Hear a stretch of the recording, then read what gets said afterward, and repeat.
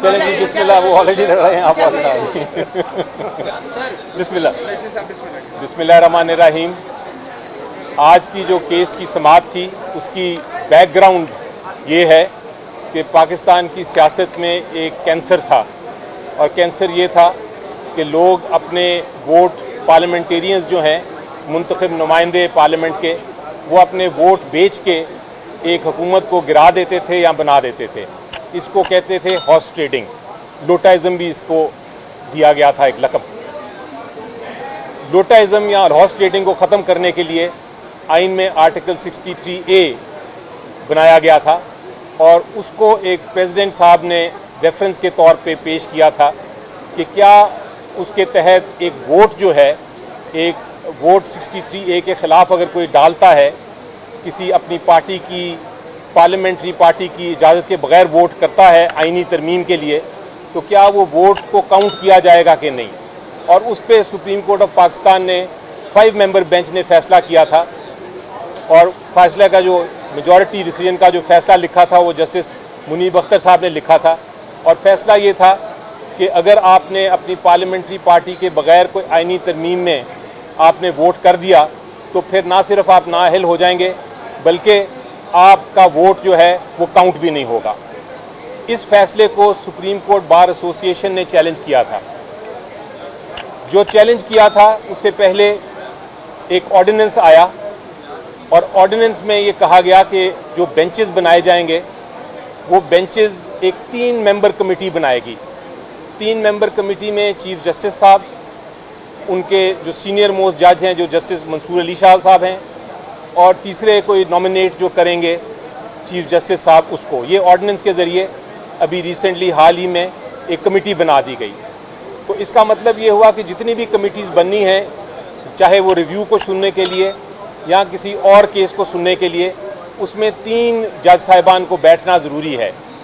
यानी कि chief justice साहब, सीनियर मोस्ट जो जज हैं जस्टिस मंसूर अली शाह साहब, और एक तीसरा जज जो नॉमिनेटेड जज होगा चीफ जस्टिस साहब का। अब इस ऑर्डिनेंस के तहत चीफ जस्टिस साहब ने जस्टिस अमीनुद्दीन साहब को नॉमिनेट कर दिया।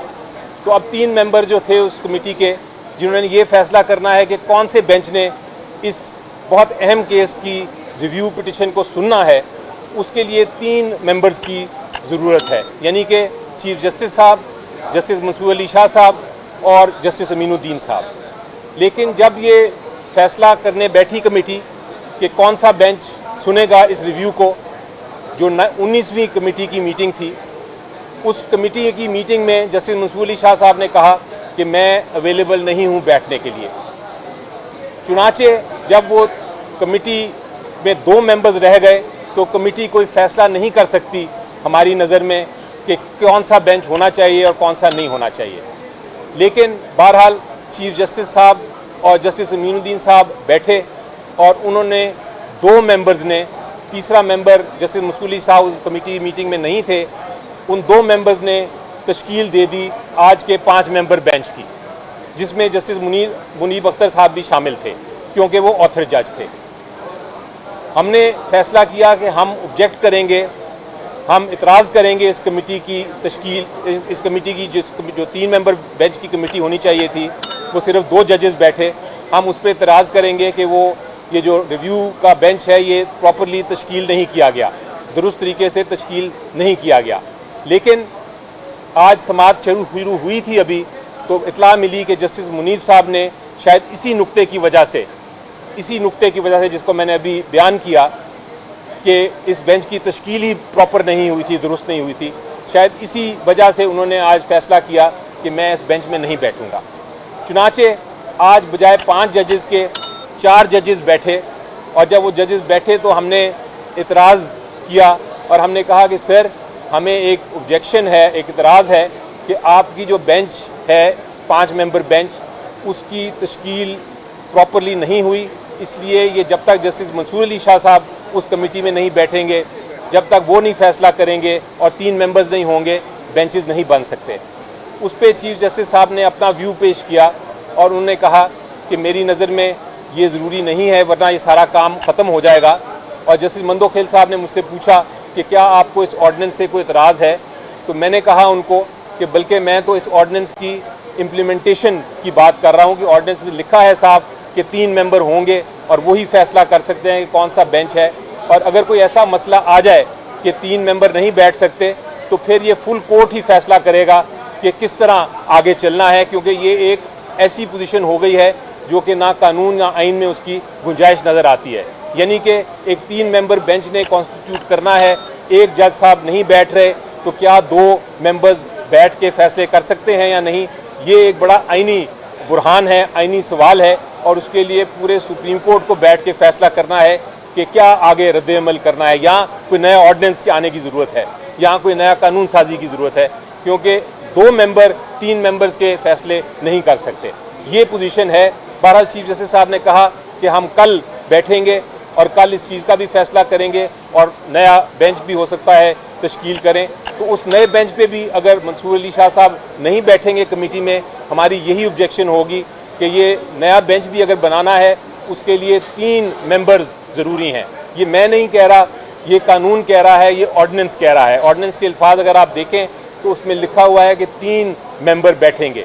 جس طرح جب ایک بینچ بنتا ہے سپریم کورٹ کا، اس میں کہا جاتا ہے کہ 3 ممبر بیٹھیں گے اور 1 ممبر نہ آئے تو وہ بینچ تشکیل نہیں ہوتا۔ جس طرح آج 5 ممبرز نے بیٹھنا تھا، 1 ممبر نہیں آیا تو بینچ ایک طرح سے ڈسچارج ہو گیا، بینچ کو ختم کرنا پڑا اپنی کاروائی، وہ آگے کاروائی نہیں کر سکا۔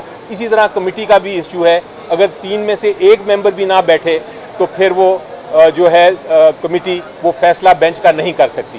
اس لیے جب تک جسٹس منصور علی شاہ صاحب اس کمیٹی میں نہیں بیٹھتے، اس ریویو کے لیے بینچ تشکیل نہیں کیا جا سکتا۔ یہ ہمارا موقف ہے۔ علی بھائی، آپ سے میرا سوال یہ ہے کہ 63A والا جو فیصلہ تھا صدارتی ریفرنس پہ، اس کے آخر جج جو ہے وہ جسٹس حنیف اختر ہے۔ کیا اس قسم کی درخواست خاص طور پہ جب ریویو آئے آخر جج کی غیر موجودگی میں اس کی سماعت کی جا سکتی ہے؟ کیا ایسے رولز ہیں سپریم کورٹ کے؟ جی، سپریم کورٹ کے رولز بڑا آپ کا امپورٹنٹ اور اہم سوال ہے۔ سپریم کورٹ کے رولز بھی بڑے واضح ہیں اور وہ یہ کہتے ہیں کہ اگر آرتھر جج ریٹائر ہو گیا ہو یا کسی وجہ سے وہ بینچ اب نہیں رہا، ان کی وفات ہو گئی ہے اور وہ اب نہیں آ سکتے، تو اس صورت میں آپ آرتھر جج کے بغیر بھی آپ ریویو سن سکتے ہیں۔ لیکن اگر آرتھر جج سپریم کورٹ میں موجود ہیں تو پھر آرتھر جج کے بغیر یہ ریویو ان کا سنا نہیں جا سکتا۔ یہ رولز ہیں۔ اب یہ رولز میں کہیں نہیں لکھا کہ اگر آرتھر جج صاحب ریکلوز کریں اپنے آپ کو یا نہ آ سکیں، یا وہ اپنی کوئی قانونی وجہ سے نہ وہ اپنا ایک موقف پیش کریں، تو پھر کیا وہ اس کو آگے چلایا جا سکتا ہے اس بینچ کو ان کے بغیر؟ اس کے اوپر رولز سائلنٹ ہے، رولز میں کوئی ایسا ذکر نہیں ہے۔ اسی لیے میں کہتا ہوں کہ اس چیز کا فیصلہ کرنے کے لیے ایک فل کورٹ کو بیٹھنا پڑے گا، سپریم کورٹ کو ایڈمنسٹریٹو سائٹ پہ بیٹھنا پڑے گا یا ایک بینچ کانسٹیٹیوٹ کریں، اور یہ جو آئینی برہان ہے، جو سپریم کورٹ کی انٹرنل ایشو کا ایک برہان ہے، وہ اس کے اوپر فیصلہ کریں۔ Thank you.